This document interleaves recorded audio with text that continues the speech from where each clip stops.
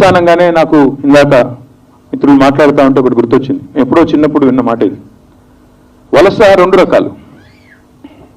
కొంతమంది అమెరికా పోయే వాళ్ళకి, ఆస్ట్రేలియా పోయే వాళ్ళకి, ఇంగ్లాండ్ పోయే వాళ్ళకేమో ఈ ఒక రకమైన వలస, ఒక రకమైన తాత్పర్యం ఉంటుంది, ఒక రకమైన వారికి అల్టిమేట్ గోల్ ఉంటుంది. మిగతా వాళ్ళకి ఇంకొక రకంగా ఉంటుంది. ఎప్పుడో చిన్నప్పుడు చదివింది ఒకటే సెంటెన్స్, దాన్ని రెండు రకాలుగా ఎట్లా వినవచ్చు అని.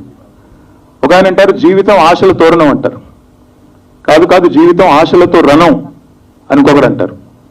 అమెరికా పోయే వాళ్ళకి, లండన్ పోయే వాళ్ళకి, ఆస్ట్రేలియా పోయే వాళ్ళకేమో జీవితం ఆశల తోరణం. ఎందుకంటే ఒక సోషల్ స్ట్రాటా నుంచి పైకి మరొక మెట్టు పైకి ఎక్కడానికి అదొక సాధనం. ఎందుకంటే కుటుంబానికి కుటుంబం, ఆ తరం పూర్తిగా మళ్ళీ జీవితంలో వెనక్కి తిరిగి చూసుకునే అవసరం లేకుండా స్థిరపడడానికి జీవితం ఆశల తోరణంగా ఒక రకమైన వలస. మరొక రకమైన వలస జీవితం ఆశల తోరణం, ఏదో సాధిద్దాం ఏమో. అట్లా గల్ఫ్లో బాధలు, గల్ఫ్లో వ్యతలు, అక్కడి వ్యధలు, యథార్థమైన సంఘటనలు ఒక్కొక్కటి చదివినా విన్నా కొద్దిగా ఆకలింపు చేసుకున్నా మనిషి అనేవాడు ఎవరికైనా కూడా గుండె తరుక్కుపోక తప్పని పరిస్థితి. నేను స్వయంగా లేబర్ క్యాంప్లో పోయాను. మీరు నంబర్ చెప్తే ఒక మొత్తం డార్మిటరీ మాదిరిగా ఒక చిన్న చిన్న రూమ్లు ఉంటాయి. ఒక్కొక్క రూమ్లో 8 మంది, 10 మంది, 12 మంది ఆ బంకు బెడ్లు, పిల్లలు హాస్టల్లో వేసినట్టు బంకు బెడ్లు. అందులో మీ బిడ ఎదుర్కోవడానికి కూడా ఎక్కువ జాగా ఉండదు. లేబర్ క్యాంప్స్ అవి. అది మరి మనం దుబాయ్ అనగానే మనకు గుర్తొచ్చేది ఏంటిది?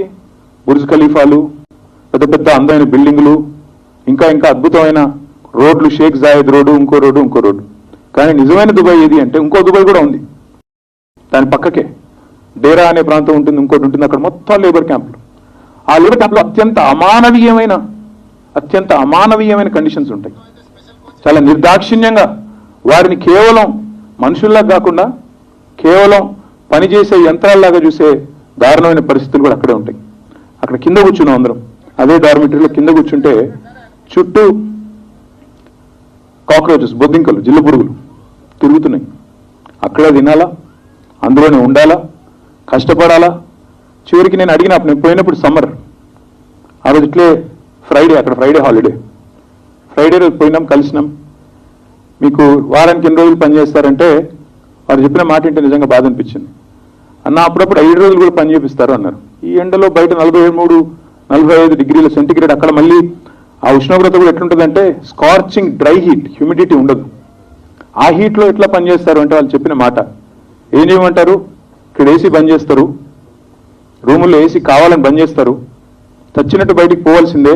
అంటే ఉక్కపోతతో విధి లేక బయటికి పోయి పనిచేయాల్సిన ఒక దుస్థితి. ఇది వాస్తవమైన పరిస్థితి వాళ్ళ దుబాయ్లో ఉంది. నిజంగా కూడా చాలా ఆలోచించిన తర్వాత, ఇప్పుడు మీరు ఆనాడు పాలసీ రూపొందించినప్పుడు కానీ, ఇక్కడి నుంచి పోయి ఎక్కడో ఎడారుల్లో అవస్థలు పడే, గల్ఫ్లో బాధపడే మన వాళ్ళ కోసం ఒక మంచి పాలసీ ఇవ్వాలని ఆలోచించినప్పుడు నిజంగా ఆలోచిస్తే ఒక విచిత్రమైన డైకాటమీ. నేను అర్బన్ డెవలప్మెంట్ మినిస్టర్గా ఇక్కడ పనిచేసిన. హైదరాబాద్లో ఎంతోమంది బిల్డర్లు, చివరికి కరోనా అప్పుడైతే చాలామంది కార్మికులు వారి స్వస్థలాలకి నడుచుకుంటూ వెళ్ళిపోతాం మేము, అవసరమైతే ట్రైన్ లేకపోతే, బస్సు లేకపోతే అని చెప్పి బయలుదేరినప్పుడు వాళ్ళ క్యాంపులకు కూడా వెళ్ళి వాళ్ళని బతిలారు. హైదరాబాద్ ఇప్పుడు మనకి ఇట్లా దొరకదు, ఇంత ఖాళీగా ఇప్పుడు దొరకదు, అందరినీ ఇళ్లలో కట్టేసిన వాతావరణం మళ్ళీ ఇప్పుడు దొరకదు, మనం ఇప్పుడే పని చేయాలా. మనకి రోజు నార్మల్గా 6 గంటలే టైం దొరుకుతుంది హైదరాబాద్లో, కొత్త రోడ్లు వేయాలన్నా, కొత్త బ్రిడ్జిలు కట్టాలన్నా. కొన్ని రోజులు మాకు సహకరించండి, ఈ 2-3 నెలల్లో వేగంగా రోజుకి 18 గంటలు పని చేయొచ్చు, లేదా రోజుకి 12 గంటలు పని చేయొచ్చు, కావాలనుకుంటే 3 షిఫ్ట్లో కూడా పని చేయొచ్చు అని ఒప్పించడానికి లేబర్ క్యాంపులకు పోయినాం. ఈ లేబర్ క్యాంపులకి అక్కడ లేబర్ క్యాంపులకి నాకేం పెద్ద తేడా కనబడలేదు. ఎందుకంటే మనం ఈరోజు నజీబ్ గురించి, ఎక్కడో గల్ఫ్లో పడ్డ బాధల గురించి మాట్లాడుతున్నాం, కానీ వలస ఎంత వాస్తవమో వలసలో ఎక్స్ప్లాయిటేషన్ కూడా అంతే వాస్తవం. అది భారతదేశం కావచ్చు, అక్కడ ఎడారి గల్ఫ్ దేశాలు కావచ్చు, ఇంకొకటి కావచ్చు. ఎందుకంటే మనిషిలో ఒక విచిత్రమైన వైవిధ్యం ఉంటుంది ఆయన పర్సనాలిటీలోనే. ఇది ఎక్కడ అనిపించిందంటే నాకు మొదటిసారి ఆ గల్ఫ్లో వాళ్ళని అడిగిన నేను, ఎంత సంపాదిస్తారు మీరు అని. ఎందుకంటే ఎప్పుడు చదువుతూ ఉంటాం పేపర్లలో, ఇంగ్లీష్ పేపర్లు రాస్తూ ఉంటాయి, $125 బిలియన్ రెమిటెన్సెస్ ఇండియాకు వస్తున్నాయి ప్రతి సంవత్సరం. అంటే $125 బిలియన్ అంటే దాదాపు 1,00,000 కోట్లు. 1,00,000 కోట్లు మన ఎన్ఆర్ఐలు పంపుతున్నారు, అందులో 3వ వంతు గల్ఫ్ నుంచే వస్తుంది అని చెప్పి రాస్తూ ఉంటారు.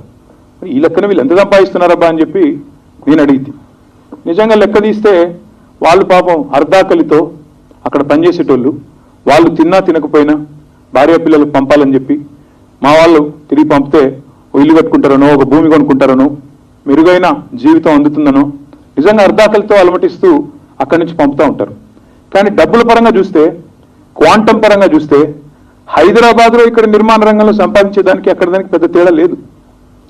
నిజానికి ఇక్కడ భార్య పిల్లలతో ఉంటూ బ్రహ్మాండంగా దాదాపు 5-10% తేడా, అంతేగా అంతకంటే ఎక్కువ ఏం లేదు. మరి ఇక్కడే ఉండి చేయొచ్చు కదా అని అడిగినాం. లేదన్నా ఇదే అలవాటు అయిపోయింది.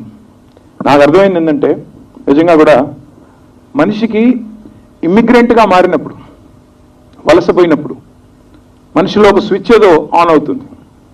ఇంట్లో నువ్వు చేసే పని, నీ సొంత ఊళ్ళో నువ్వు చేసే పని, నామోషిగా అనిపించే పని కూడా బయటికి పోతే ఇమిగ్రెంట్గా మారితే మాత్రం నువ్వే చేసుకుంటావు, అంతకంటే ఎక్కువ చేస్తావు.